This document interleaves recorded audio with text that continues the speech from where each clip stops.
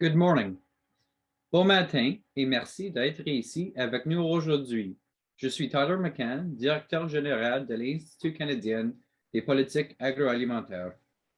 Avant de commencer la discussion aujourd'hui, j'aimerais reconnaître que je vous joins de l'ouest du Québec, le territoire traditionnel et non cédé de la nation algonquin-Anishinaabe. Aujourd'hui est la Journée nationale des peuples autochtones et une occasion de reconnaître la richesse et la diversité des expressions culturelles et des histoires des Premières Nations, des Inuits et des Métis.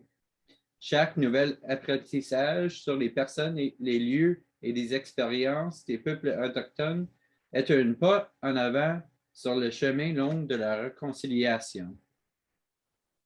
As today's webinar highlights, Canada is complex. Comme le souligne le webinaire d'aujourd'hui, le Canada est compliqué. Transporter de la viande au-delà des frontières provinciales est l'une des nombreuses choses qui sont rendues plus difficiles par la complexité des lois et de la gouvernance du Canada. Et ces complexités sont rendues plus dynamiques par le fait que le Canada n'a pas un seul système agricole, mais de nombreux systèmes divers qui peuvent être construits autour de régions de produits et de produits de base ou de marché. Le cadre stratégique pour l'agriculture, FPT, avait pour but de s'attaquer à une partie de cette complexité et de ce dynamisme et d'apporter cohérence et équité dans la façon dont les gouvernements du pays soutiennent l'agriculture et l'alimentation. Cependant, il en va, à mesure que la pression sur les systèmes agricoles et alimentaires augmente, il en va de même pour ce cadre et pour la gouvernance. Alors que l'on va signer le prochain accord quinquennal des ministres en juillet, le moment est venu de se tourner vers l'avenir et d'examiner si les processus politiques et les modèles de gouvernance existants peuvent relever les défis actuels, notamment les priorités telles que la lutte contre le changement climatique et la sécurité alimentaire. Nous sommes heureux que le Dr. Grace Scott-Stad, l'une des panélistes d'aujourd'hui, dirige un projet de bourse distingué pour ce sujet. La recherche de la bourse fournira un compte-rendu à jour des modèles de gouvernance agroalimentaire canadiens existants. Elle les comparera à ceux de l'Union européenne, où un modèle de gouvernance à plusieurs niveaux similaires peut produire des changements plus significatifs de la politique agricole. Et sur la base de l'exercice comparatif, elle proposera un ou des modèles de gouvernance alternatifs. Elle s'appuiera sur certains des travaux récents de l'ICPA, notamment un rapport publié l'été dernier, rédigé par Douglas Headley, un webinaire tenu l'automne dernier et un rapport de décembre de 2021. Maintenant, je voudrais vous présenter Rory McAlpine, qui est membre du conseil de l'ICPA, qui a des décennies d'expérience à la fois au sein du gouvernement que de l'industrie. Et il a récemment pris sa retraite comme vice-président principal aux relations avec le gouvernement et l'industrie après 15 ans à Maple Leaf Foods. Rory, je te passe le micro. Merci, Tyler. De la Colombie-Britannique, and welcome everyone. I'm pleased to moderate today. Bienvenue tous et toutes. C'est un plaisir pour moi d'animer le webinaire d'aujourd'hui. Dans la première partie du webinaire, nous entendrons le directeur de recherche de l'ICPA, Al Mussel, qui va présenter les conclusions d'un rapport à venir de l'ICPA concernant les obstacles en commerce interprovincial de la viande rouge au Canada. Une fois que Al ait établi la base avec sa présentation, nous aurons une discussion avec notre groupe d'experts. Pendant le webinaire, nous vous demandons de bien vouloir soumettre vos questions en utilisant la boîte à foire aux questions qui est sur l'écran et nous essaierons de répondre à la plus grande quantité de questions possible. Maintenant, je vais vous présenter les experts. Bon, d'abord, en ce qui concerne Al, il est directeur de recherche à l'ICPA et il est chef de recherche et fondateur de AgriFood Economic Systems. Auparavant, il a été associé de recherche principal au Centre George Morris pendant 15 ans et ses domaines de recherche étaient la gestion de fermes, les systèmes agricoles, la commercialisation agricole, les politiques agroalimentaires. Il a des diplômes de baccalauréat et de maîtrise en économie agricole de l'Université de Guelph et un doctorat en économie agricole de l'Université du Minnesota, où il fut boursier Fulbright. Maintenant, nous avons Cameron Prince, qui est vice-président d'affaires réglementaires avec le groupe Atchison et il a 35 ans d'expérience en programme de réglementation alimentaire. Je l'ai connu quand il était vice-président d'opération à la CIA et il se spécialise en rappel pour des raisons de sécurité alimentaire et gestion de crise. Il se spécialise dans le développement de systèmes sous FSMA, GFSI, SFCA.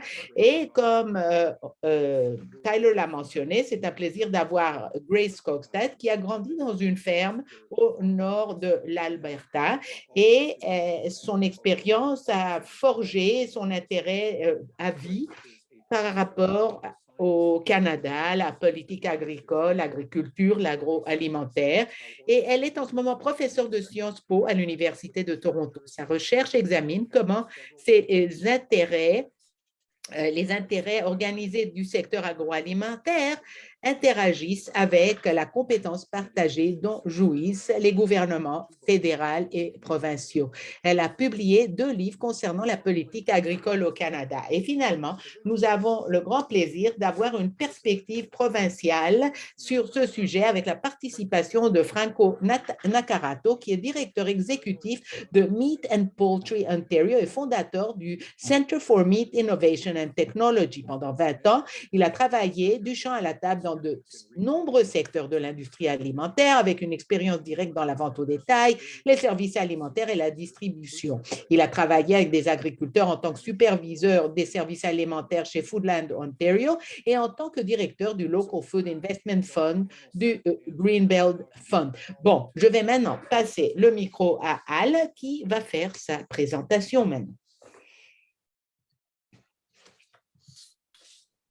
Thanks very much, Rory. Merci beaucoup, Rory. Je vais maintenant partager mon écran si je peux le faire.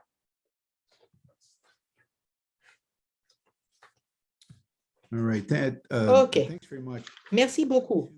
Moi, je vais passer par une courte présentation fondée sur de la recherche pour un rapport à venir de l'ICPA, complété avec ma collègue Elisabetta Laika. Je pense que Tyler l'a mentionné. Ceux d'entre vous qui êtes au sein de la politique agroalimentaire au Canada pendant un certain temps, vous savez que les problèmes relatifs aux obstacles interprovinciaux ne sont pas de nouveaux problèmes. C'est avec nous, ça fait un certain temps. Donc, tenant ceci en tête, vous savez que le propos du travail a été d'essayer de comprendre la structure de quelques-uns des enjeux dans le commerce interprovincial de la viande rouge, analyser quelques-uns des défis et des obstacles qui contribuent au problème, sentant qu'aucun accord unique va résoudre tous ces problèmes. C'est plutôt une tentative d'essayer de voir quel est le problème et voir quelle voie prendre en allant de l'avant.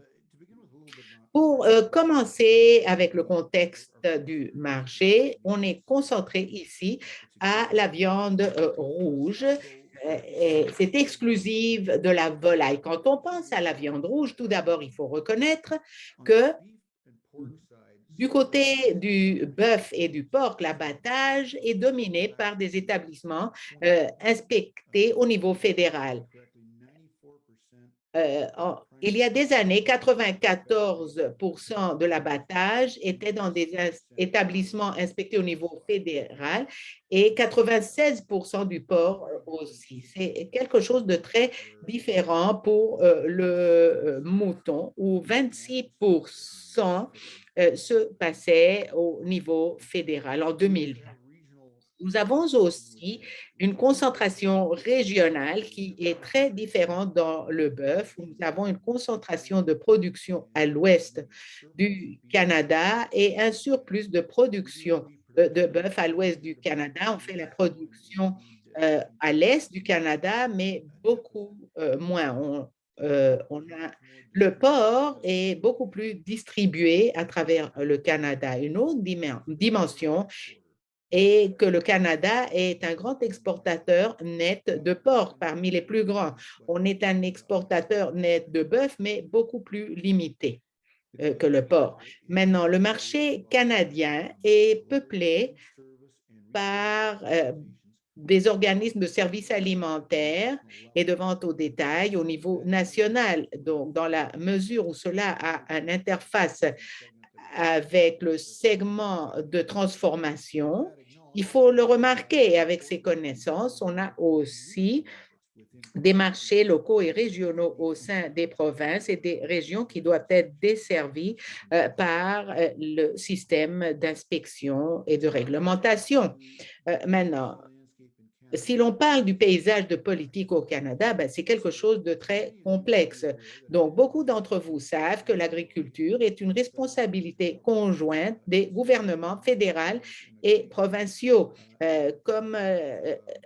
Il ne s'agit pas ici d'un chevauchement, mais c'est vraiment quelque chose de conjoint comme responsabilité. Donc, tant les gouvernements fédéraux et provinciaux peuvent créer des lois ayant à voir avec l'agriculture et là, on a aussi un système où l'on a des compétences fédérales qui ont à voir avec les normes commerciales, les règlements, le droit pénal et l'interprétation par où en agriculture et agroalimentaire, le règlement par le gouvernement fédéral a à voir avec le commerce international et interprovincial. Maintenant, en vertu de l'article 121 de la loi, on a interprété que les provinces ne peuvent pas élever des tarifs douaniers contre une autre. Il n'y a rien qui arrête les provinces d'établir des normes provinciales différentielles. On a fait des tentatives d'alléger les fardeaux de commerce interprovinciaux à travers l'accord sur le commerce intérieur et plus récemment l'accord de libre-échange canadien avec son approche de liste négative et sa plateforme d'homologation. Et en même temps, nous avons des normes de réglementation, mais nous avons aussi des ressources à la charge de l'inspection. Et vous savez, il existe jeu entre les deux. On peut avoir des ressources, mais on n'a pas les ressources humaines pour constituer le personnel et on n'a pas de ressources de formation pour que le personnel d'inspection arrive à une norme en particulier. Les normes que nous avons vont souffrir.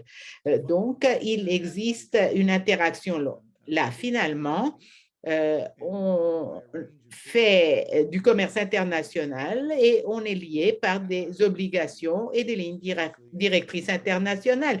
L'article 3 de GATT exige que les produits importés ne soient pas traités à désavantage par rapport aux produits locaux. Maintenant, l'accord sur l'application des mesures sanitaires et phytosanitaires de l'OMC est l'équivalent de l'article 3 de GATT dans le sens que les pays ne doivent pas traiter les produits importés pour les propos d'inspection ou de réglementation de façon différente aux produits nationaux. Et finalement, les pays se rencontrent et établissent des accords d'équivalence les uns avec les autres en vertu du Codex Alimentarius, qui veut dire qu'on a des normes différentes de la chaîne alimentaire et on a des accords d'équivalence au niveau international.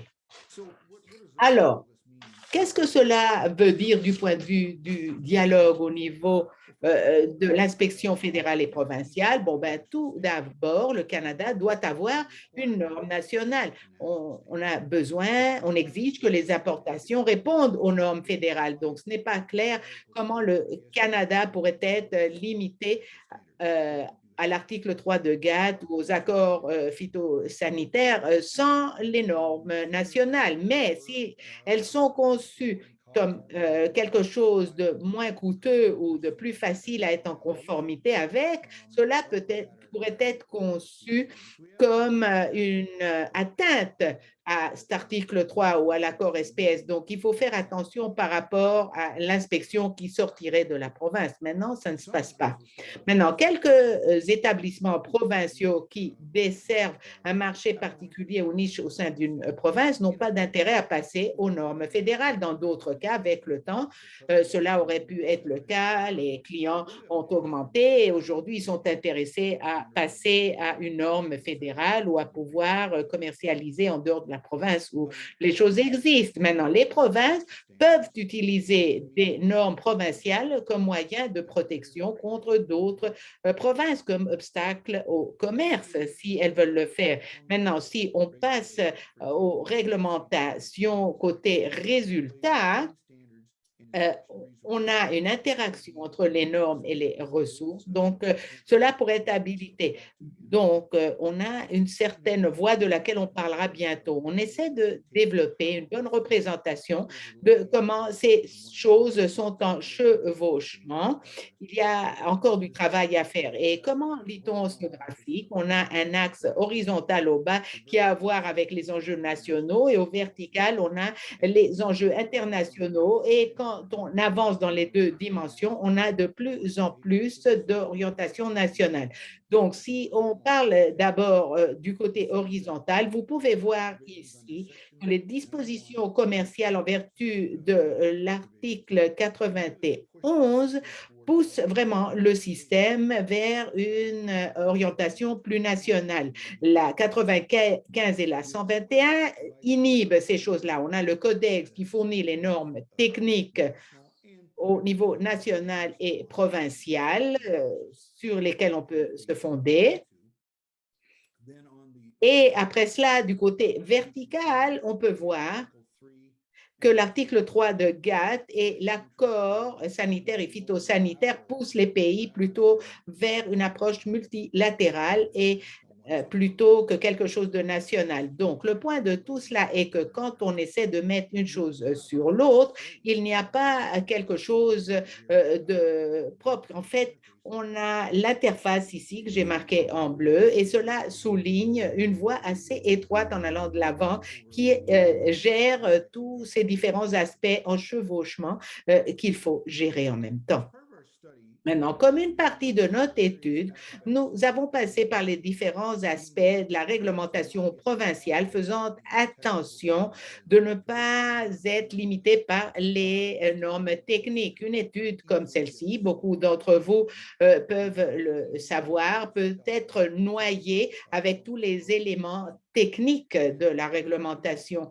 Et vous savez, nous avons passé par les différentes réglementations des différentes PT avec de différents paramètres et de la communication. Et après, on a fait la tentative de l'analyser avec les provinces et on a obtenu de très bonnes réponses de la part des provinces. Et je veux que vous sachiez qu'on est encore ouvert à des commentaires si vous en avez autour de cette table parce qu'on peut comprendre comment exactement ceci est interprété par les PT. Et cela influencerait la façon par laquelle on réagirait aux dispositions de la table. Mais peut-être la chose la plus importante ici est qu'il existe une dichotomie entre le fédéral et le provincial au niveau des inspections, dans le sens qu'on n'a pas quelque chose en commun entre le fédéral et les provinces. Mais la différence principale est entre les provinces même. On n'a pas un point de contraste unique entre l'inspection fédérale et provinciale, mais beaucoup de variations entre les provinces même. Et cela est un point important auquel je reviendrai. Un autre aspect de notre travail est qu'on a fait plusieurs entrevues des parties prenantes dans le temps que nous avons eu. Et je pense que c'est important de remarquer que certainement, ceci devrait être interprété comme une anecdote. Ce n'est pas quelque chose de représentatif, ce n'est qu'une portion des choses, mais cela nous donne quand même, je pense, une idée d'où les participants de l'industrie et les compétences s'en vont du point de vue de comprendre cet enjeu. On a posé 3 questions assez simples et on a laissé que la conversation démarre. Quels considérez-vous sont les avantages de passer du provincial au fédéral dans la réglementation? Que voyez-vous comme les coûts ou désavantages et quels sont les obstacles pour la conversion? Alors, vous savez qu'avec chacun des groupes avec lesquels nous avons parlé, les gens se mettent dans des camps assez rapidement. On s'est d'abord concentré à de la frustration autour des normes provinciales et l'inspection provinciale comme étant vues comme des obstacles au commerce. Et pour des propos pratiques, ces choses sont équivalentes et représentent vraiment de la paperasserie qui devrait être éliminée. Maintenant, une vision très différente a surgi de la part d'autres qui ont parlé des différences clés entre les normes fédérales et provinciales et l'inquiétude par rapport à l'optique internationale d'avoir deux ensembles de normes différentes et comment l'élargissement des normes en dehors de la province pourrait influencer ces perceptions. Donc, il y a une inquiétude là-dessus. Maintenant, les avantages clés par rapport à aller vers une norme fédérale, c'est assez évident, un accès au marché accru, une perception par où passer du provincial au fédéral serait une condition habilitante pour chacune des normes privées. Je ne pense pas que ça soit vraiment correct strictement. Je ne pense pas que ces normes spécifiques exigent des normes fédérales, mais je pense que c'est plutôt une question de traiter les choses et c'est pour cela que l'on a cette perception. Un répondant a dit qu'il ne pouvait pas expédier à un centre de distribution d'un vendeur au détail, tandis qu'il était sous des normes provinciales. Et quand on s'en va à la norme fédérale, cela peut changer. Et d'autres ont considéré comme avantage d'aller vers la norme fédérale les difficultés ayant à voir avec les inspections provinciales. On a plusieurs difficultés et défis en allant vers le fédéral. Presque tous ceux avec lesquels on a parlé ont mentionné tout d'abord les coûts payables pour l'inspection fédérale. Maintenant, les installations physiques considèrent quelque chose qui limite les choses. Pas tout le monde le voit comme cela, mais plusieurs des personnes avec lesquelles on a parlé ont dit qu'ils sont préparés à passer presque immédiatement au fédéral, mais qu'on avait l'enjeu des frais. Maintenant, quand on passe au fédéral, il s'agit d'un environnement de commercialisation plus compétitif, donc on s'imagine une augmentation en vente, mais une réduction en marge, parce que maintenant on est en compétition avec des organismes plus larges du marché. Et quand on passe du provincial au fédéral dans les normes, si on est par exemple une usine de viande autonome, il faut changer de fournisseur et on a une prime dans le marché pour cela. Et cela aussi offre des défis à des usines à espèces multiples, les obstacles clés, les frais d'inspection et en ce qui concerne la norme fédérale, un problème avec le coût et l'avantage de couvrir le coût d'adoption, surtout les frais d'inspection. Il y en a qui ont un enjeu côté empreinte et espace pour les inspecteurs et les conflits perçus entre les approches provinciales et fédérales. On a eu une certaine discussion autour du rôle pour des usines plus petites, disons que les plus élargies desservent les besoins des grands producteurs de bonne façon, mais les plus petites sont peut-être meilleures pour les petits producteurs et c'est un environnement difficile pour les usines plus petites. Et on est préoccupé par rapport à mettre pression sur les petits producteurs. On n'a pas obtenu beaucoup de solutions claires par rapport aux problèmes des villes frontalières. Je comprends qu'il existe une consultation par rapport à des projets pilotes et d'autres choses qui se passent pour aborder quelques-uns de ces problèmes des villes frontalières et peut-être on pourra en parler plus tard. Mais pour terminer tout simplement la discussion. Ici, vous savez que dans la mesure où il existe une frustration, et la solution à cela serait d'harmoniser les normes provinciales et fédérales pour résoudre le problème, mais cela n'a pas semblé être une option réelle de ce que nous avons vu parce qu'on devrait avoir l'approbation fédérale. Et on a des normes qui varient du fédéral au provincial et entre les provinces, et l'optique serait certainement, disons, maladroite. Cependant, on a envisionné la possibilité d'une voie qui utilise de l'équivalence, et l'équivalence sur le gabarit développé sous la LEC, et la plateforme pour harmonisation. Maintenant,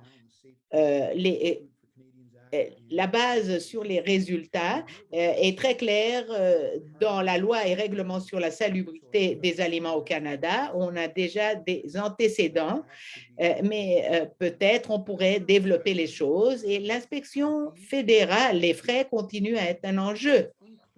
Ce n'est pas clair pour nous comment on pourrait exempter, par exemple, des entités pour ne pas causer des problèmes. Peut-être on pourrait ne pas contrer la compétition. Il faut voir comment le faire.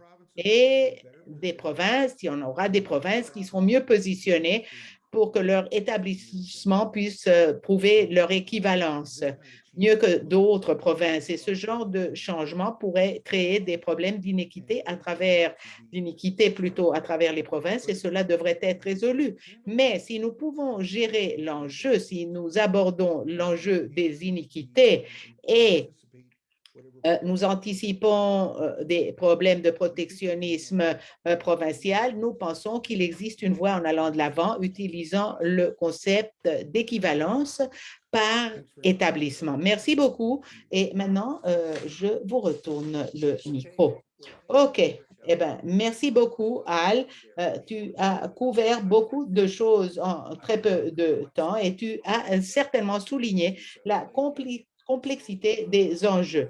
Alors, je vais poser des questions à nos experts et je vais regarder aussi la boîte de la foire aux questions pour voir si nous avons des questions. Mais je vais commencer avec Cameron Prince. Cameron, si je reviens au début de la présentation de Al concernant les différents facteurs qui rendent que les choses soient complexes, je vais commencer avec la sécurité alimentaire. Tu es expert en sécurité alimentaire. Je pense qu'il faut commencer par comprendre quel est le risque de sécurité alimentaire qui doit être géré en ce qui concerne la viande rouge.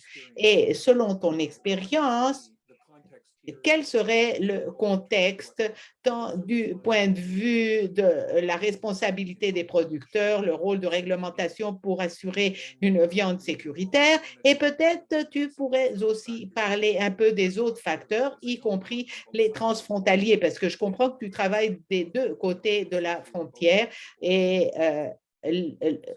ça serait utile d'en parler aussi. Puis-je te passer le micro? Oui, merci Rory et merci à l'ICPA pour avoir organisé ce webinaire concernant un sujet important qui est là, ça fait longtemps, et merci à tous ceux qui sont en train de participer et la mesure de l'intérêt au sujet. Oui, au bout du fil, il s'agit de sécurité alimentaire. C'est la raison pour laquelle nous avons cette discussion. On peut parler de commerce, etc., mais au bout du fil, il s'agit vraiment d'aliments sécuritaires.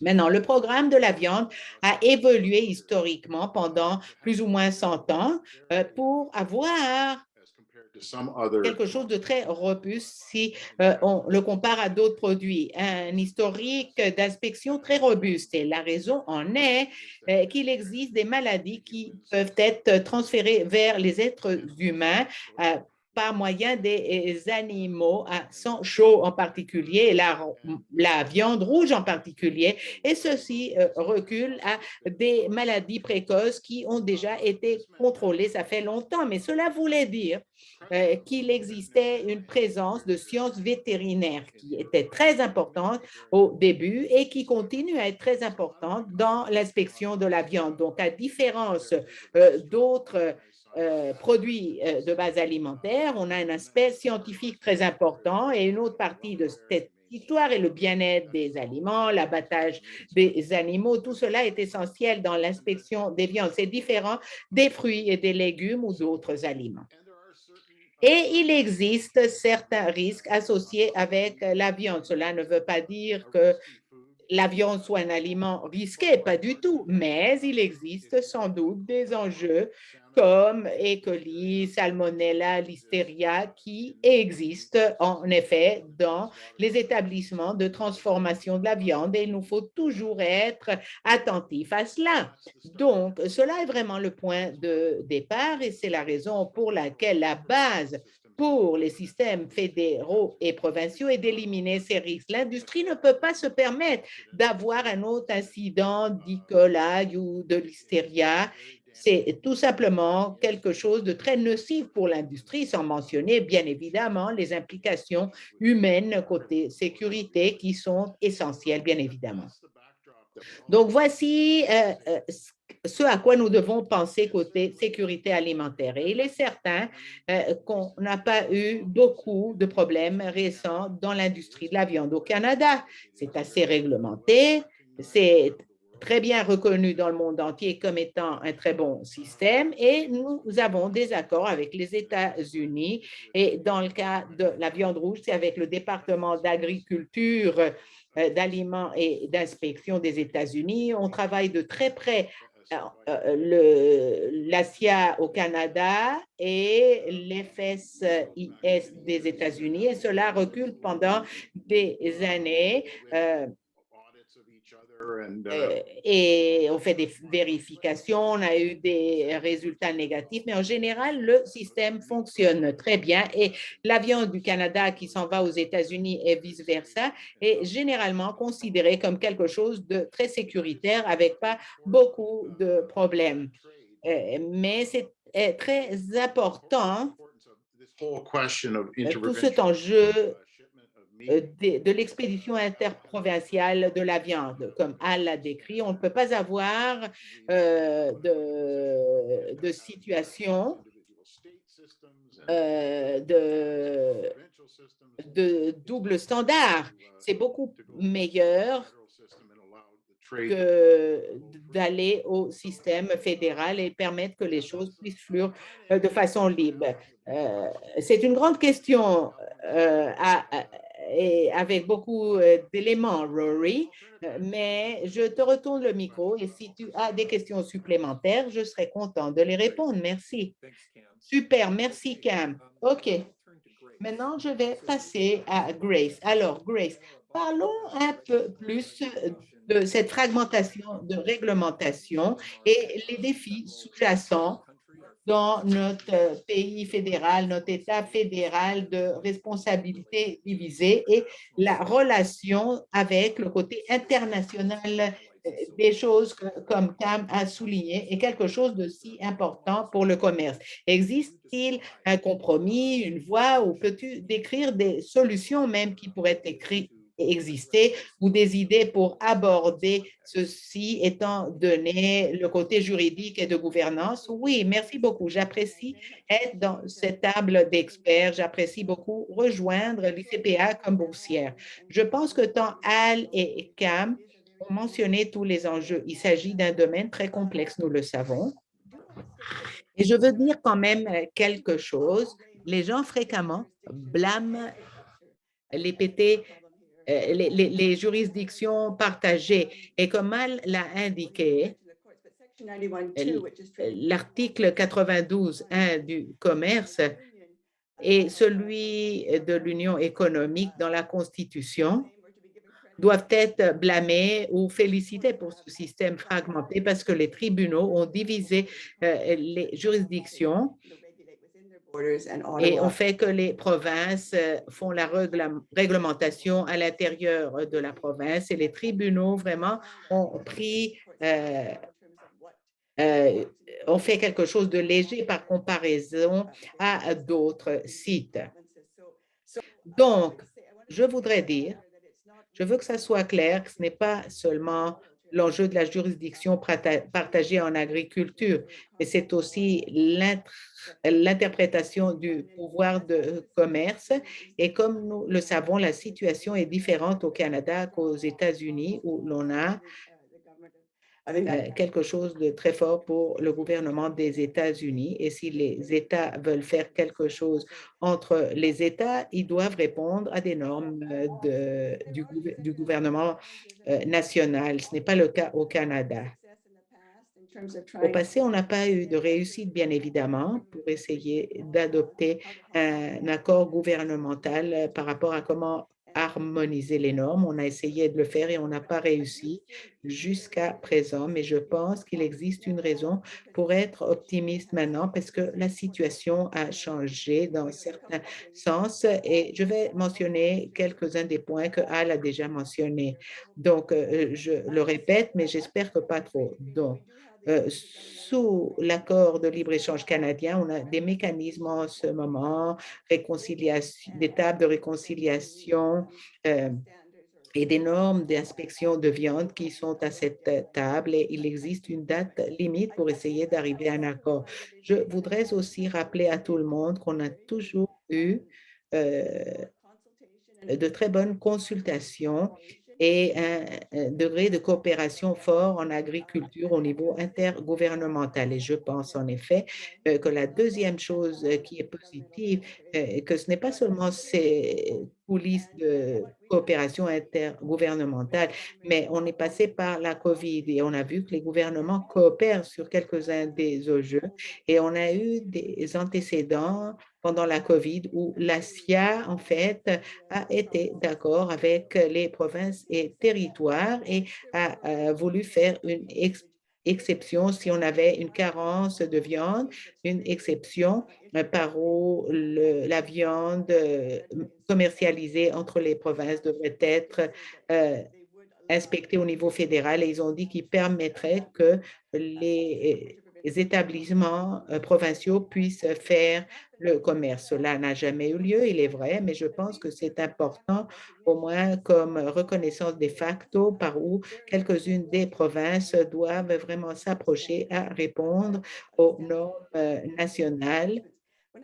Et quand j'ai regardé ce que le tableau que Al a montré et qui montre comment les provinces, c'est-à-dire les différences entre les provinces qui sont plus aiguës, comme il l'a indiqué, entre quelques provinces et Ottawa, je pense qu'il faut voir que plusieurs provinces ne sont pas si éloignées des normes fédérales.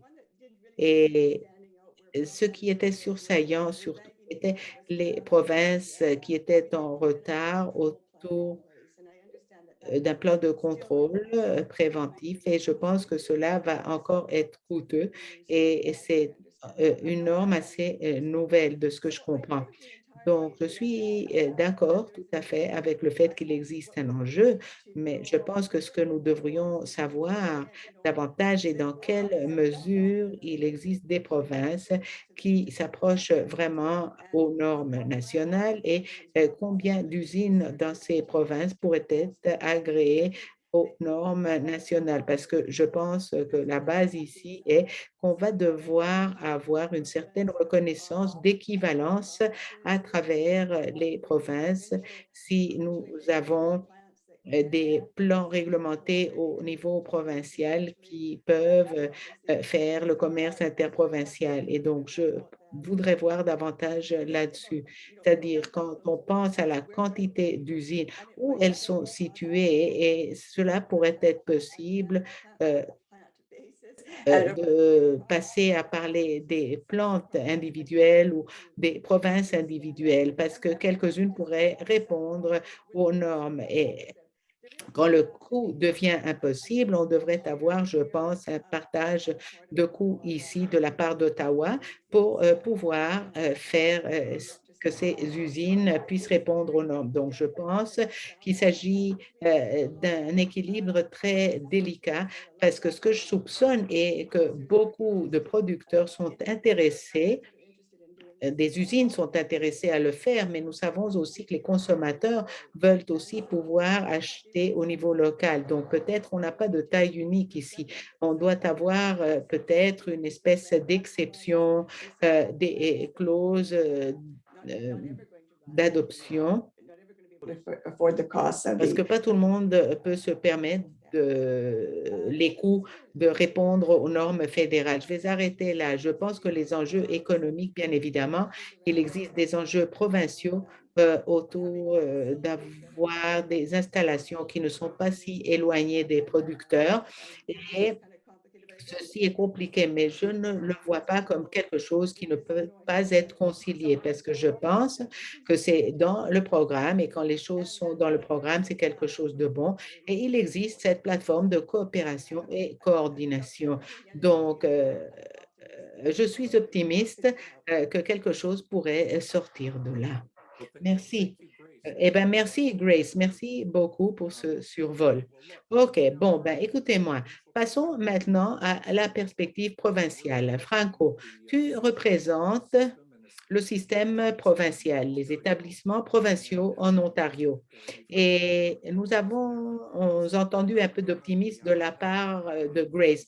Je me demande ce que tu en penses et je me rappelle qu'en 2011, on a eu un programme pilote fédéral qui a offert l'occasion pour les usines provinciales d'être évaluées pour l'occasion de devenir licenciées au niveau fédéral et l'argent a été rendu disponible pour ces efforts. Mais de ce que je comprends, on a eu 13 ou 15 usines au niveau national qui étaient partie du projet pilote, mais aucune d'entre elles a pu surpasser cet obstacle. Et je me demande, avec ton expérience, quels sont les enjeux d'obtenir des usines licenciées au niveau fédéral? Et l'Ontario a un système très avancé de réglementation du secteur de viande et un bon historique. Mais comment le vois-tu? Comment est-ce que les autres provinces qui ne sont pas si avancées, tu as probablement des frustrations avec le côté fédéral.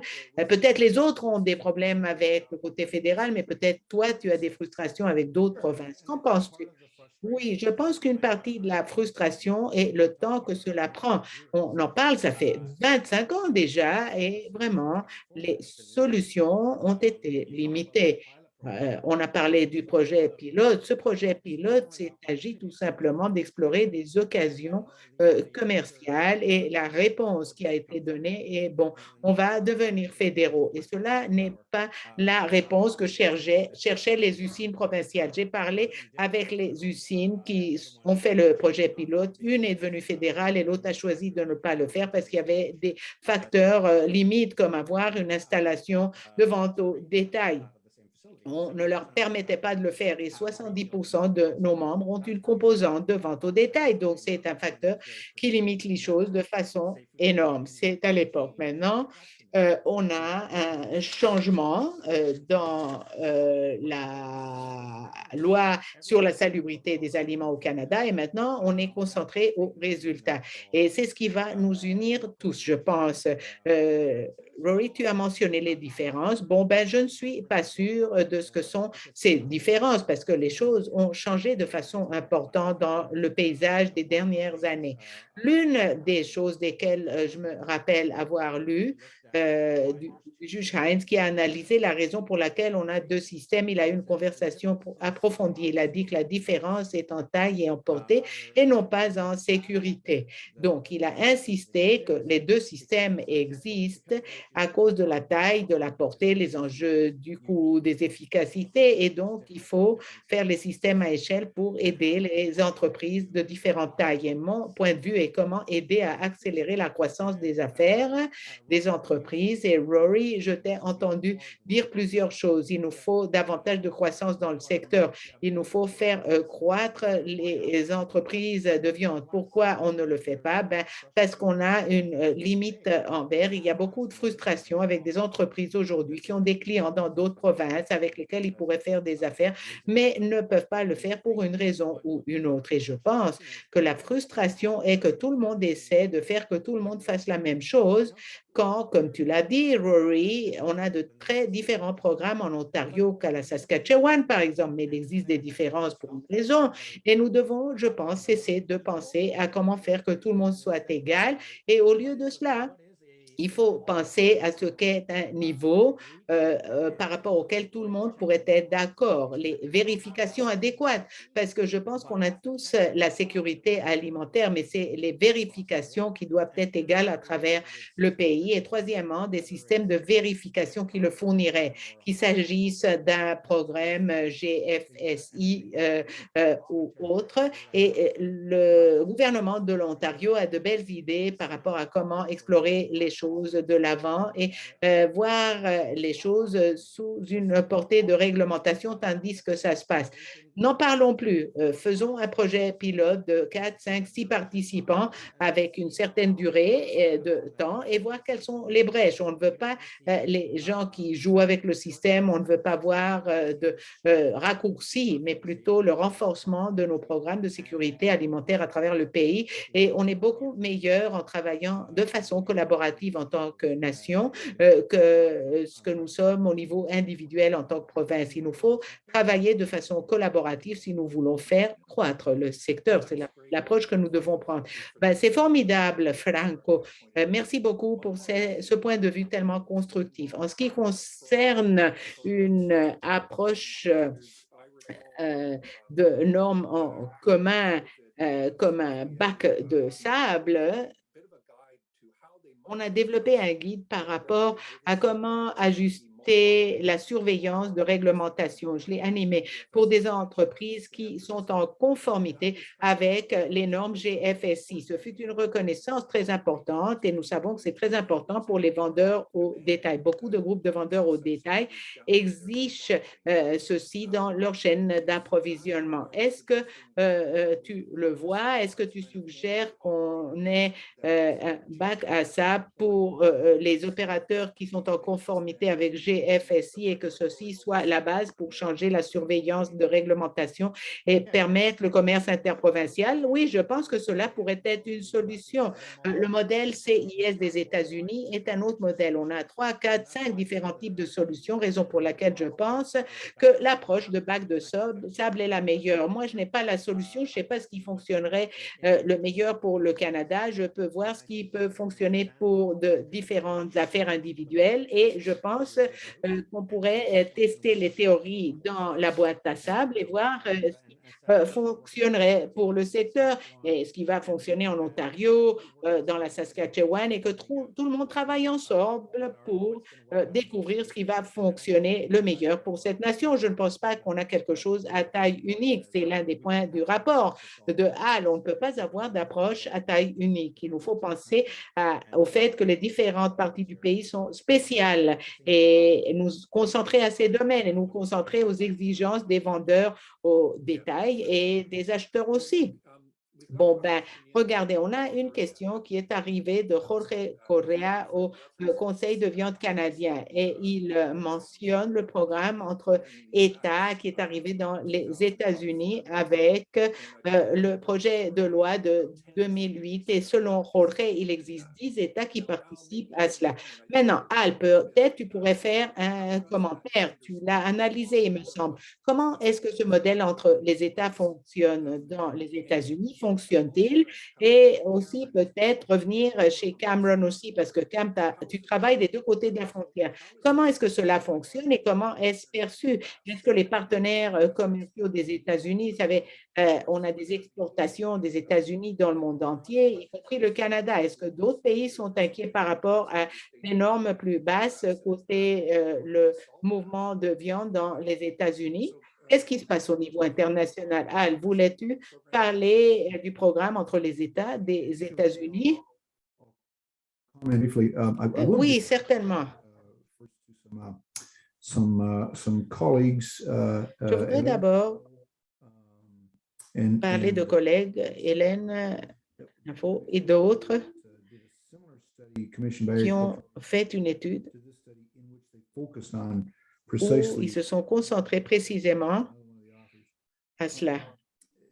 And I may defer here a little bit to Cam. Peut-être Cam pourrait en parler davantage, mais oui, ça s'est élargi à 10 États, ça m'a l'air correct. Une certaine disposition that the US could export from those par où les États-Unis pourraient faire des exportations au niveau international, non seulement à d'autres États.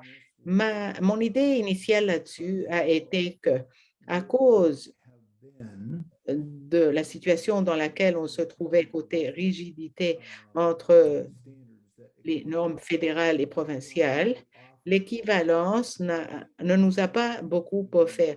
Mais il me semble hygiene standards, I think we're presented with on répond aux normes d'hygiène de viande et donc on a maintenant une voie où l'on a quelque chose d'indépendant dans une certaine mesure et on l'utilisera comme base d'équivalence et selon cela en tête, peut-être le modèle CIS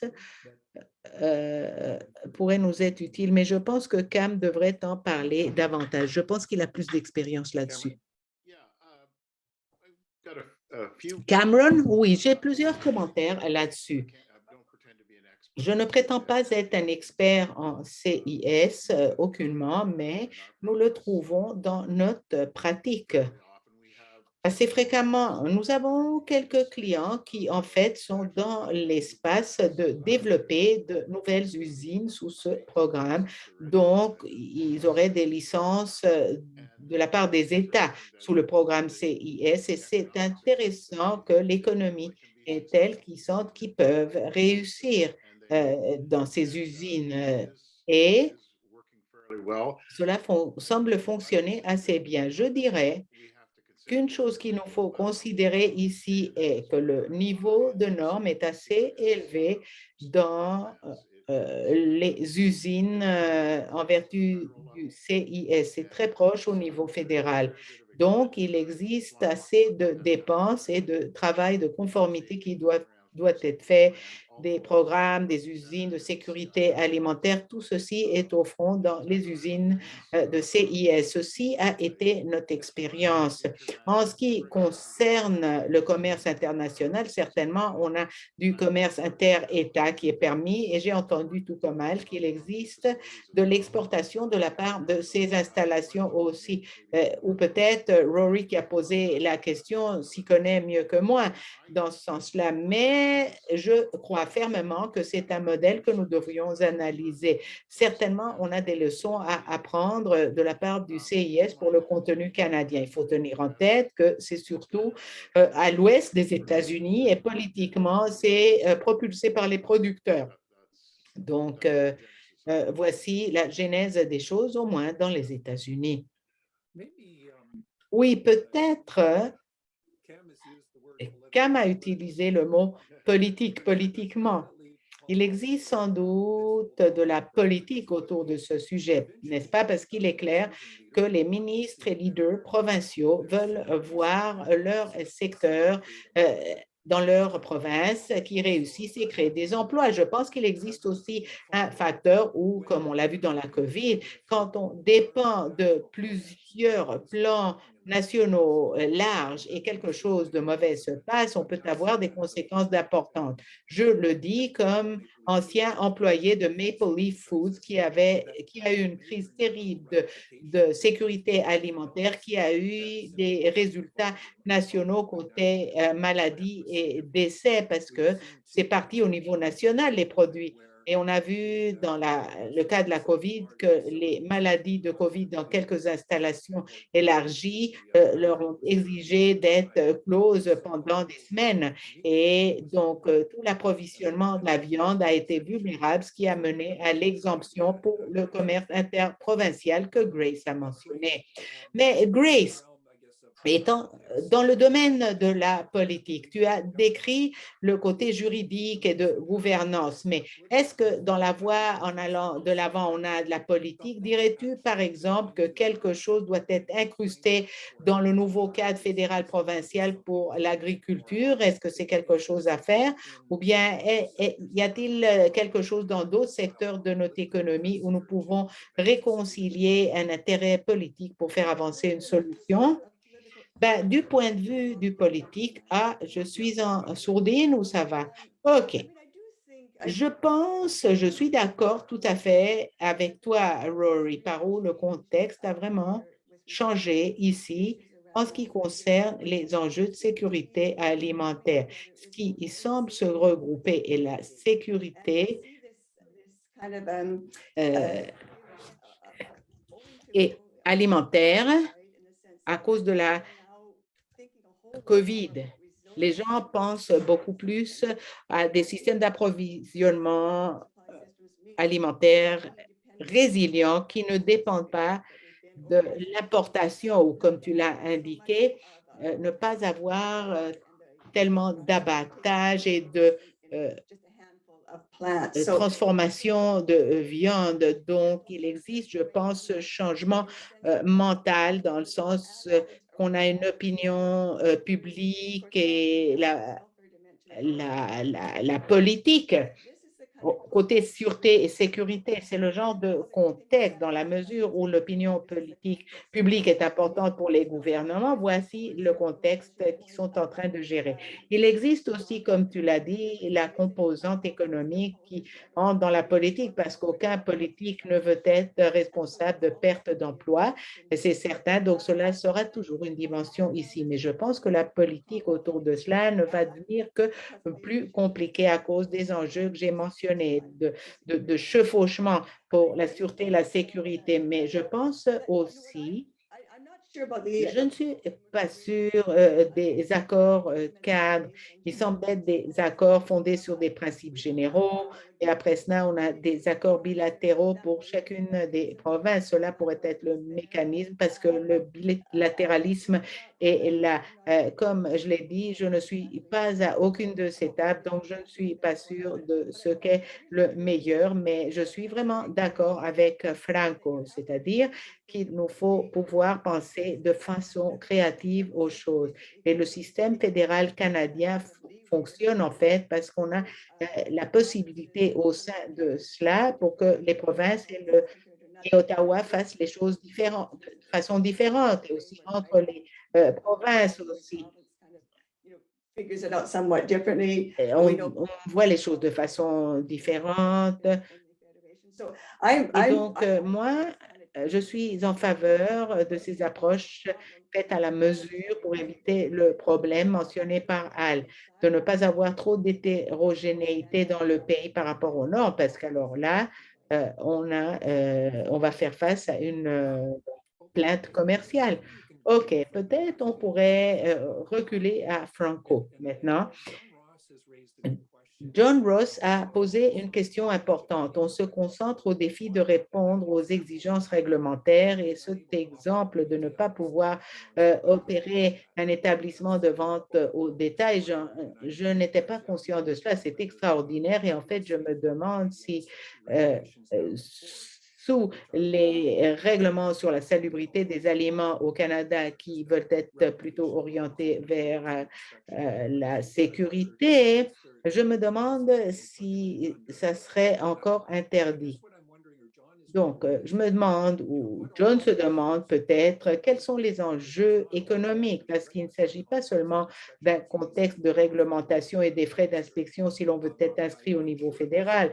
Je suis sûre qu'il existe des défis économiques majeurs à élargir et à être viable au niveau commercial pour une usine provinciale, surtout une usine à espèces multiples. Il y en a plusieurs d'entre elles. Donc, est-ce que tu pourrais parler des défis opérationnels et de s'il existe un contexte ici qui va au-delà des règlements desquels on devrait être conscient? Ben, je ne suis pas un gars technique, donc je ne peux pas rentrer dans les côtés techniques, mais je peux parler des anecdotes, ce que j'ai entendu de la part des usines, pourquoi elles ont eu des difficultés. Une usine en particulier vient de bâtir une nouvelle installation selon les normes fédérales. Ils ont pensé et ils étaient bien, mais quand ils sont arrivés aux côtés de la transformation, ils n'avaient pas d'espace et ils produisent peut-être 50 ou 60 différents produits Et le système fédéral n'est pas vraiment construit pour ce genre de versatilité dans les opérations. Donc, cela a rendu très difficile qu'ils puissent naviguer les exigences du système fédéral. Donc, ils ont terminé par avoir un plan de transformation provinciale et une primaire fédérale. Et ce qui est drôle par rapport au règlement, c'est qu'on leur a exigé de mettre un mur entre les deux installations et ils doivent expédier des produits d'un côté à l'autre. Ce n'est pas un résultat de sécurité alimentaire. Ce n'est pas logique. Quoi qu'on a des résultats positifs, on a encore une culture de changement qui doit avoir lieu dans les deux systèmes. Et je pense qu'il faut aussi parler du provincial. Et notre ministère a cherché des occasions de transitionner et suivre les lignes de l'ASIA, est aligné avec l'ASIA quand possible. Un de nos projets est dans le Centre d'innovation et technologie où nous voulons travailler avec les entités de réglementation pour voir comment mieux nous aligner, comment avoir de meilleures synergies entre les systèmes fédéraux et provinciaux, comment former des inspecteurs de façon similaire pour avoir des résultats similaires, n'importe si on est fédéral ou provincial, arriver au même résultat. Et si on se concentre à cela, je pense que ce sera un environnement sain pour tout le Canada. Je pense que nous y sommes. Il s'agit de comment commencer à faire des choses avec les petites différences entre le fédéral et provincial et rehausser les choses. Pour éclaircir, Franco, dans l'octroi de licence d'inspection en Ontario, pourrais-tu éclaircir en Ontario, est-ce qu'il existe une exigence d'avoir une présence d'inspection à temps complet dans l'abattoir et aussi dans l'établissement de transformation et quel est le coût? Je crois que l'Ontario facture des frais. Pourrais-tu caractériser quel en est l'aspect? Oui, dans les abattoirs, on a une inspection à temps complet. Ils doivent être là tout le temps et la portée va déterminer la quantité de gens qu'on a besoin, tout comme dans le système fédéral. Côté transformation, c'est une évaluation fondée sur les risques, fondée sur le niveau d'activité. Cela déterminerait la fréquence des inspections. Pour les inspections de base, on n'a pas de frais, mais comme tu l'as mentionné, avec le temps, on aurait des exigences là-dessus. OK. Et le bien-être des aliments est une partie, des animaux plutôt, est quelque chose qui est une partie de cela. Et dans l'inspection, il y a tout le niveau de gérer le bien-être des animaux. Oui, c'est quelque chose d'énorme comme cible du gouvernement de l'Ontario. On travaille de façon régulière avec les vétérinaires. Ils ont une belle unité qui est dévouée à assurer le bien-être des animaux et ils font une inspection pré et post tout le temps. OK, très bien. Bon, je regarde tout simplement les questions. Il y en a qui sont assez longues. Peut-être je vais poser cette question et encore une fois, peut-être je vais la poser à Al ou peut-être à Cameron. En 1967, dans les États-Unis, on a dit que les États commencent de façon différente par rapport au CIS. C'est important parce que cela n'est pas une réalité juridique ou de réglementation au Canada. Si on revient à la diversité provinciale comme problème, Al, peux-tu faire un commentaire supplémentaire concernant la diversité provinciale, disons? Et je ne sais pas, le fait est qu'on a eu des crises importantes de viande contaminée, tant au niveau provincial et fédéral. Mais existe-t-il un contexte au niveau provincial? Que peux-tu nous dire de supplémentaire par rapport à la diversité des normes et des opérations au niveau provincial? Oui, tout d'abord, je vais parler des États-Unis. Je ne suis pas sûre que j'ai beaucoup à répondre concernant la question, outre dire que ceci est vrai par rapport à la réglementation dans les États-Unis. La plupart des États, ce qu'ils font, c'est qu'ils administrent des réglementations fédérales. Donc, c'est, disons, quand j'ai commencé à analyser ce modèle CIS, j'étais un peu confus parce que je me suis dit, ben, ils doivent être presque fédéraux de toute façon. Alors, qu'est-ce qu'on gagne là-dedans? Et je pense que l'un des éléments que peut-être les autres pourraient discuter s'ils sentent que c'est important, c'est que je pense qu'il y a une limite de 25 employés. Donc, c'est des usines vraiment petites qui sont impliquées à CIS, au programme CIS. Maintenant, si l'on revient aux provinces, tu sais, de ce que je comprends des choses, nous avons beaucoup de variations à travers les provinces au Canada. Comme on l'a mentionné, il existe des provinces qui probablement sont presque fédérales dans des aspects importants et d'autres qui s'agissent d'un manque de ressources ou n'importe les raisons de legs. On a par exemple des restaurants qui utilisent des ressources des autorités de santé publique ou quoi que ce soit. Et tu sais que ce qui m'inquiéterait, c'est que dans quelques-unes de ces situations, dans quelques-unes des provinces et dans quelques-uns des établissements au sein des provinces, un modèle d'équivalence sera difficile pour eux et peut-être insurmontable par opposition à d'autres provinces ou établissements qui pourraient être très bien positionnés pour éparer avec une norme d'équivalence. Et ceci revient à cet enjeu de que faire avec des iniquités potentielles à travers les provinces et à travers les établissements et dans cette dynamique compétitive. L'autre aspect ici que je ne veux pas oublier parce que d'autres experts l'ont mentionné, est-ce que l'inspection a les ressources et les ressources pour former des inspecteurs. J'aimerais bien avoir cette information. Il me semble que ça prend du travail d'en faire la collecte, mais si on savait quelles sont les ressources à la CIA du point de vue des normes professionnelles et la quantité qui sont pertinentes aux provinces, je pense que cela pourrait aider à résoudre le problème un peu. OK. L'un des résultats de la COVID a été que la CIA et les provinces sont arrivées à un accord par rapport à pouvoir transformer leurs professionnels pour se soutenir quand on a des carences d'inspection. C'est l'une des bonnes choses en ce qui concerne ce dernier point, Al. On a maintenant des inspecteurs fédéraux qui apprennent sur l'inspection provinciale et on a des inspecteurs provinciaux qui apprennent sur le système fédéral. Et c'est quelque chose que nous devons continuer à développer.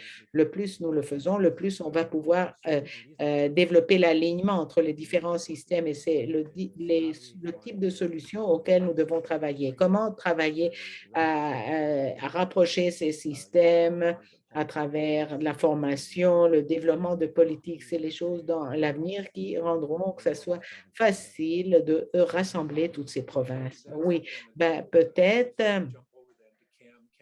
l'on devrait sauter à Cam, là. Cam, tu fus vice-président d'opération pour la CIA. Tu as dû avoir affaire avec ces défis de ressources. Et si je me rappelle bien, il y eut des provinces qui étaient en train de payer la CIA pour opérer des services d'inspection dans des usines provinciales. Je ne suis pas sûr si on ferait quelque chose pour que la CIA le fasse maintenant. Mais si je me rappelle, la CIA s'est désengagée dans un ou deux exemples, peut-être pour des raisons de coût ou d'opération pour se concentrer à leurs responsabilités fédérales.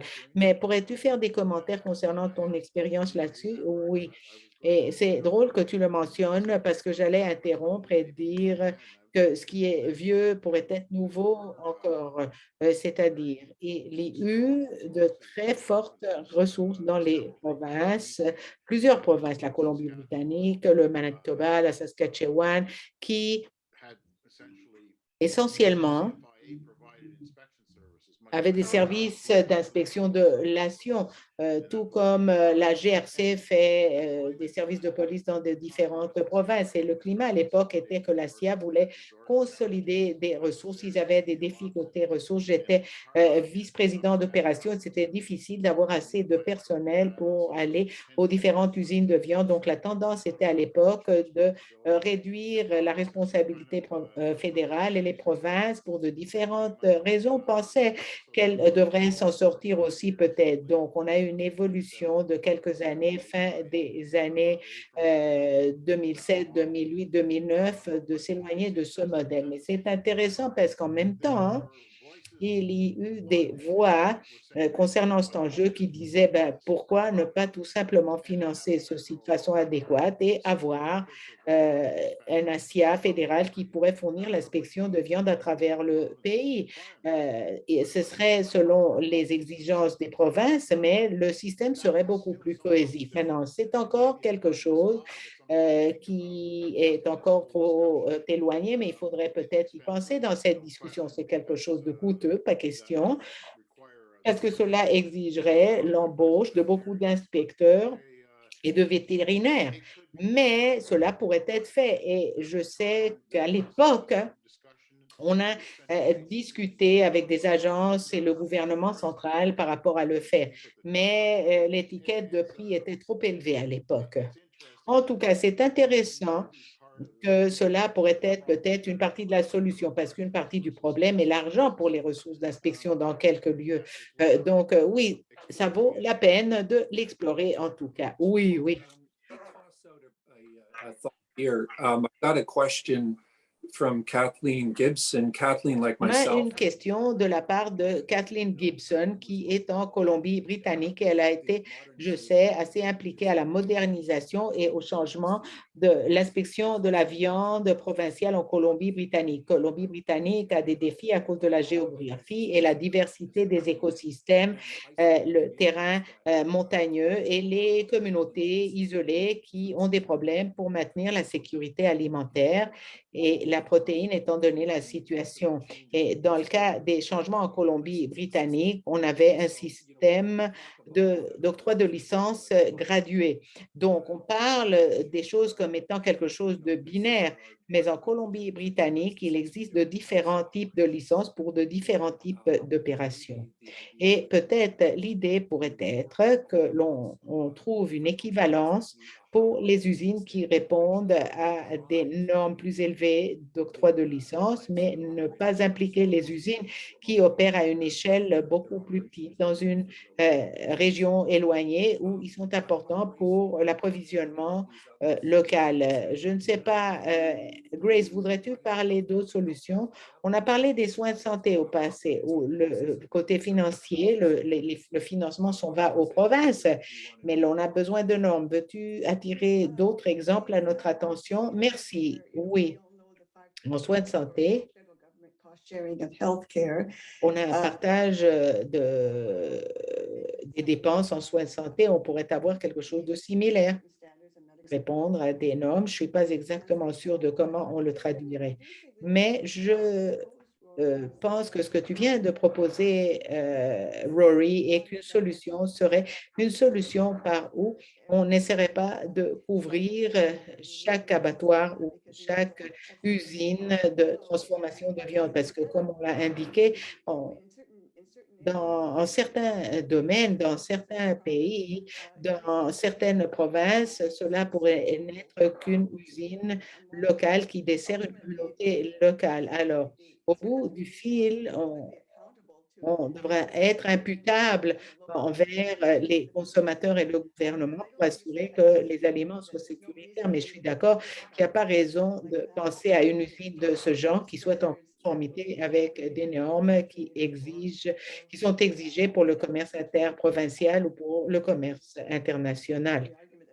On l'a déjà dit auparavant, on n'a pas de solution unique. C'est peut-être un argument qui est bon ici. Je ne sais pas si cela répond à ta question, Rory, mais je vais arrêter là. Oui. Bon, Al, je ne sais pas si tu as analysé l'Australie. c'est un État fédéré aussi. Est-ce que tu sais quelque chose sur ce qu'ils font? Et même dans l'Union européenne, bien évidemment, on a des systèmes d'États qui ont été fusionnés. Et je sais de mon historique que même le Canada, le long des années, a eu plusieurs inquiétudes concernant les normes de sécurité et d'inspection dans quelques-unes des usines au sud ou au nord de l'Europe. Et en fonction de cela, est-ce qu'on devrait importer des produits de l'Union européenne de façon uniforme quand ces normes pourraient ne pas être consistantes? Al, pourrais-tu faire un commentaire supplémentaire concernant le contexte international à partir de ta recherche? Rory, again, I think Oui, encore une fois, je suis limitée et je pense que je dois transmettre le micro à Hélène Métaux et, désolé, Inaudible, qui ont été mandatés en même temps que nous.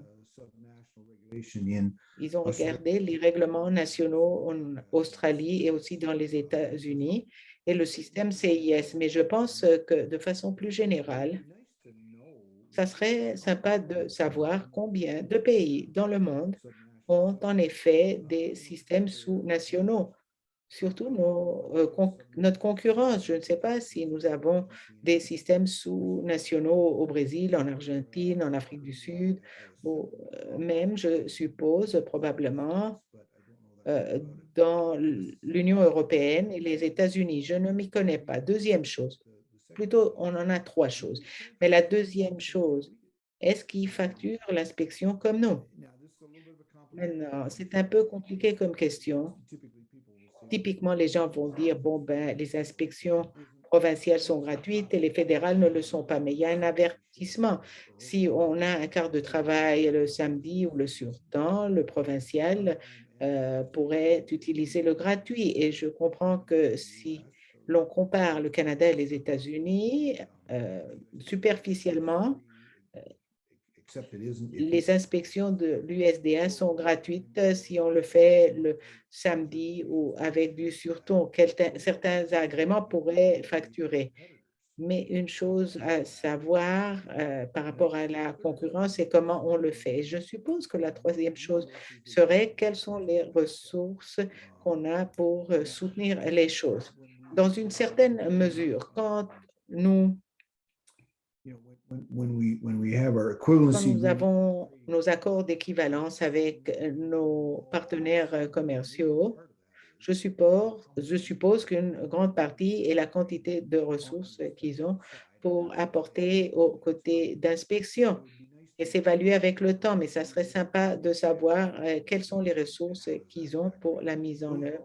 Et tout cela est inconnu et peut-être on a davantage de littérature que ce que je sais, mais je pense que tout entre dans cet enjeu. Oui, c'est certain.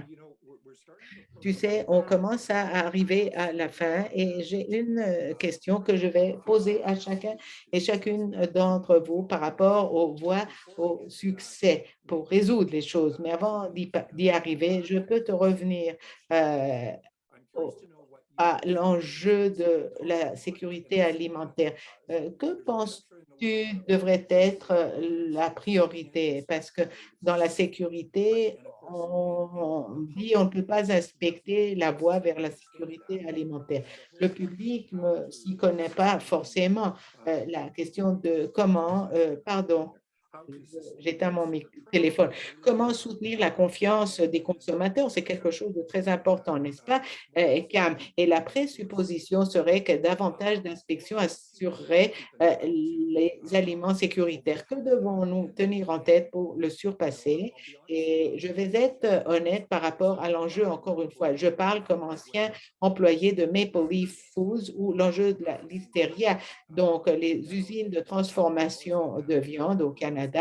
Maintenant, c'est plus robuste que jamais. On doit avoir des tests obligatoires et des tests environnementaux pour l'existence de l'hystéria et je ne pense pas que cela se passe dans les usines inspectées au niveau provincial n'importe où au Canada et nous savons quelles pourraient être les conséquences. Que dirais-tu que nous devons tenir en tête quand on aborde cela côté l'équilibre entre les responsabilités des opérateurs, la responsabilité de réglementation et comment soutenir la confiance des consommateurs? Oui, très bonne question et quelques réponses compliquées à cela. Je pense vraiment qu'il est important, bien évidemment, il nous faut maintenir la confiance des consommateurs, mais tu es correct, les consommateurs pensent que davantage d'inspections veut dire que les aliments sont plus sécuritaires et simplement, cela n'est pas vrai. Il s'agit de systèmes de sécurité alimentaire et tout le monde s'en va dans cette direction. Quand on regarde les États-Unis, la modernisation et les Canadiens, il s'agit de l'imputabilité des producteurs de produire des aliments sécuritaires et toute l'idée de la culture de sécurité alimentaire devient très prominente dans le monde entier. Il s'agit vraiment de considérer que la sécurité alimentaire est une priorité et que le lieu idéal est d'être éloigné des entités de réglementation, être quelque chose de pointe, penser toujours à la sécurité alimentaire, identifier des problèmes, encourager les gens à s'exprimer au sein des installations pour assurer que les problèmes soient identifiés et corrigés rapidement. Donc, tout le monde s'en va dans cette direction d'une culture de sécurité alimentaire et de responsabilité de l'industrie. Et dans beaucoup de cas, les entreprises sont bien au-delà du concept de ce que les entités de réglementation ont mis en place. Et en fait, les entités de réglementation rattrapent dans le Canada et les États-Unis. Donc, je pense que la réponse est que les entreprises doivent prendre responsabilité, les entreprises de toute taille. Et le cadre de réglementation au Canada en ce moment l'encourage. Je pense qu'on a cependant un défi par rapport à ce que comprennent les consommateurs par rapport à tout le système. Et je pense qu'une meilleure communication autour des aliments sécuritaire doit exister. Comment obtenir des aliments sécuritaires, comment y arriver, toute l'idée des chaînes d'approvisionnement, des risques et avoir des systèmes de sécurité alimentaire robustes, ce qui ne veut pas dire forcément qu'on doit avoir davantage d'inspecteurs. Dans le cas de la viande, cependant, il nous faut regarder le côté de l'abattage. On a besoin de présence vétérinaire. Je ne pense pas qu'on va s'éloigner de cela, mais il est certain que les consommateurs doivent mieux comprendre d'où doivent venir les aliments sécuritaires. C'est un très bon point de départ pour cela. Je vais arrêter là. Donc, le côté culturel. Ben, écoutez-moi, faisons le tour de table pour terminer. Donc, ma question à chacun et chacune d'entre vous est la suivante. Imaginez-vous on vit dans un système fédéral et imaginez-vous une table rase. On a une constitution qui divise les responsabilités. Quand il s'agit des pouvoirs criminels, ça s'applique n'importe quel est l'aliment, où est-il vendu, est-il importé, est-il produit sous un régime provincial ou national. Cet aspect est réglementé de façon différente. Les normes sont établies sous des pouvoirs criminels. Mais si l'on prend un point de vue de table rase, Al, peux-tu voir une voie ici? Ta première voie en allant de l'avant et de publier ton document. Cela est clé, ça sera très intéressant pour nous de le lire. Mais des choses qui surgissent dans ta tête, disons, pendant l'année, les 2 années à venir, à quoi devons-nous nous concentrer pour essayer de résoudre ces enjeux, tandis que, comme Cam l'a souligné, tandis que nous maintenons un approvisionnement de viande sécuritaire. Oui, je veux développer quelques-uns des commentaires de Cam. Quand on arrive à l'enjeu des inspections et des normes, c'est très raisonnable de commencer avec la santé publique et qu'il faut l'inclure comme une partie importante. Mais une autre des questions est, bon, qu'est-ce qui se passe côté concurrence parmi les fermes et la collecte d'informations, etc. Moi, je pense que nos normes sont une garantie de santé publique, mais elles établissent des catégories de produits au sein desquelles les entreprises peuvent développer un modèle d'affaires et peuvent être en compétition les unes avec les autres. Donc, ce qu'on essaie de faire ici est d'avoir un échange réaliste qui développe une catégorie de produits durables qui répond à toutes les normes de santé publique. Mais on ne va pas si loin comme pour avoir de très peu d'entreprises qui peuvent participer à développer la catégorie. I think Tu sais, this je pense que cette idée d'équivalence de laquelle nous avons parlé de façon élargie, je pense que c'est quelque chose de très important comme voie en allant de l'avant.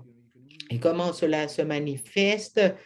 On peut parler de tous les enjeux techniques, l'inspecteur provincial va inspecter les normes provinciales, les fédéraux, les normes fédérales, comment cela va fonctionner. Tu sais, laissons voir ce qui se passe, mais si nous pouvons commencer une voie de l'avant en utilisant l'idée d'équivalence, je pense que la dernière composante est, ça me plaît l'analogie de CAM par rapport à la GRC qui fournit des services de police dans toute une gamme de provinces. Ce que cela veut dire est qu'on a une certaine uniformité plutôt à travers les provinces côté services de police. Est-ce que je comprends? Est-ce que je voudrais voir? C'est toutes les données et l'information concernant les ressources d'inspection à travers les provinces. Je ne pense pas qu'on ait l'uniformité en ce moment et je pense que c'est quelque chose d'important. C'est certain. Merci, Al. Grace, quelle est ta voie préférée en allant de l'avant? Bon, ben, je pense que le Canada a plusieurs choses qui se passent de façon correcte. Si on commence avec cela, je fais une distinction entre l'évaluation de risque et la gestion de risque. Et la politique d'évaluation de risque s'agit d'assurer de ne pas mettre un aliment qui n'est pas sécuritaire dans le marché. On a vu que dans l'Union européenne, ils ont eu une crise et on a perdu complètement la confiance à l'agrément des produits. Donc, cela a été très nocif et a donné comme résultat un changement institutionnel. Donc, la chose principale est d'assurer que les gens puissent avoir confiance au système. Donc, on a un bon système, un bon point de départ ici, mais je pense cependant qu'il nous faut moi, j'ai besoin davantage d'informations concernant la magnitude du problème. On a entendu plusieurs personnes en ligne qui disent que peut-être c'est l'échelle du problème, que c'est peut-être pas si grand, que c'est peut-être plus gérable que ce que l'on pense quand on n'a pas assez de connaissances par rapport à la quantité d'usines et ce genre de choses desquelles nous parlons. Mais je suis très encouragée aussi par le fait que nous avons ici un système où les gens se parlent les uns avec les autres. Ils peuvent être en désaccord, mais fait est que l'on a travaillé ensemble à cet enjeu et le contexte a changé. On a compris qu'il existe une urgence, il faut travailler ensemble, on a compris. Donc, je dirais qu'il faut continuer à faire ce qu'on fait et espérons d'arriver à une espèce de système flexible qui nous permette quand même, c'est-à-dire, je pense qu'elle est correcte. Il nous faut maintenir le principe par où on ne peut pas traiter les importations de façon différente que les produits nationaux. Mais l'équivalence ne veut pas dire forcément harmonisation. On doit avoir les mêmes résultats. On ne doit pas penser à l'harmonisation, mais il nous faut penser à l'équivalence cependant, la reconnaissance mutuelle des normes qui se rapprochent suffisamment à ce que le gouvernement fédéral ou les provinces les considèrent équivalentes. Merci, Grace. Franco, je te passe le micro. Tu as mentionné au début, on en parle, ça fait 25 ans. Tu as raison. Est-ce qu'il existe une voie pour ne pas continuer avec cette discussion infructueuse, mais reconnaître en même temps? Moi, j'ai représenté une installation inspectée au niveau fédéral et on était inquiet, on voulait maintenir l'intégrité du système et la confiance des partenaires commerciaux, surtout étant donné la dépendance dans les exportations. Et on a une question spécifique. Nous savons tous que s'il y avait un certain aliment, disons, en Ontario, est-ce que les usines provinciales et le fédéral en ont parlé? Existe-t-il un compromis dans le dialogue entre une industrie et une autre qui encadrerait les choses comme une voie là-dessus? Ou est-ce qu'on dit que le gouvernement doit le résoudre quand peut-être l'industrie devrait en parler et après le proposer comme une espèce de voie pour aller de l'avant? Je suis sûre que tu pourrais le témoigner. Parfois, on est nos propres pires ennemis. On ne parle pas assez des choses. Je pense que c'est la meilleure question que tu aies posée. Je pense qu'on peut faire tout un webinaire sur cette question, en fait. Si nous voulons réimaginer où nous nous trouvons et on commence avec une table rase, je pense que la première chose à faire est de travailler à ce que Cameron a dit, développer une culture de sécurité alimentaire. Ça se passe à travers la formation. On n'a pas assez de régiments de formation au Canada comme dans d'autres parties du monde. Je viens d'être en Allemagne et je leur ai parlé. On doit